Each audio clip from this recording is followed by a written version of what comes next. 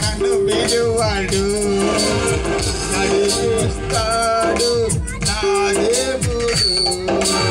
శ్రమలోనైనా నన్ను విడువడు.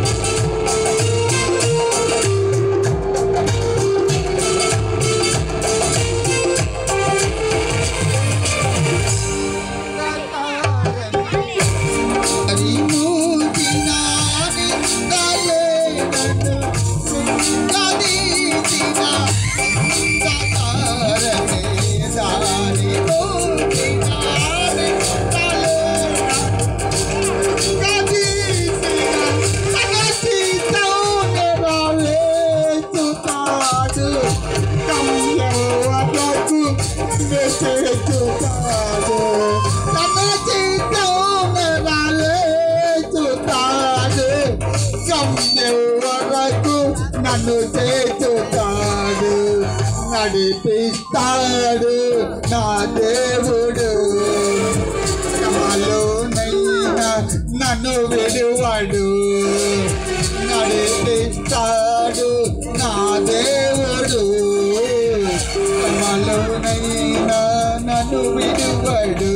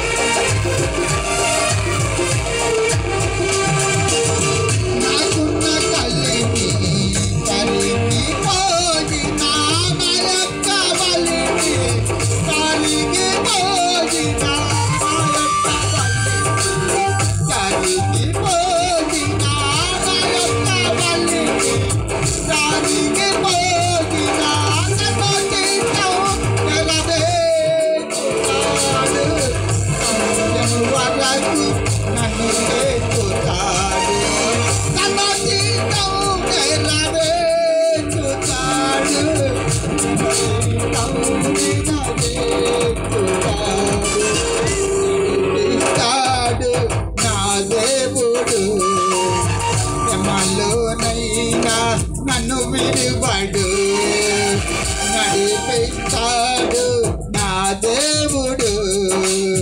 శ్రమలోనైనా నన్ను విడువడు.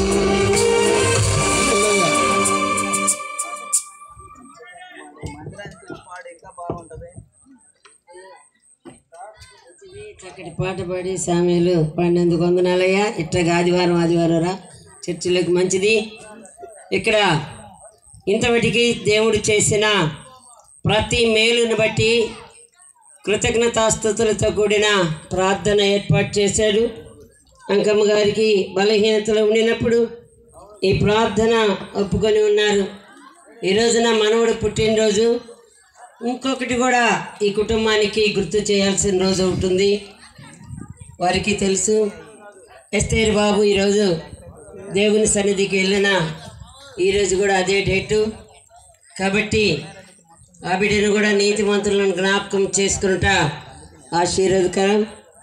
అది ఈ కుటుంబం నుంచి దేవుడు ఆ బిడ్డని ప్రభు సన్నిధికి పిలుచుకున్నారు. ఆ దుఃఖంలో కూడా తల్లిగారు ఉన్నారు. అయితే దేవుడే తనకి దుఃఖాన్ని తీసివేసి ఆదరించాలని కోరుకుంటూ మరి మొదటిగా అంకమ్మ పక్షాన చేసిన మేలు, రెండవది కుమారుడు మనవడు పుట్టినరోజు, మరి మూడవదిగా చివరిగా ఎస్తేరు బాబు జ్ఞాపకార్థకుడికి కూడా. కాబట్టి అందరూ కూడా తల్ల వంచినట్టయితే చివరి ప్రార్థన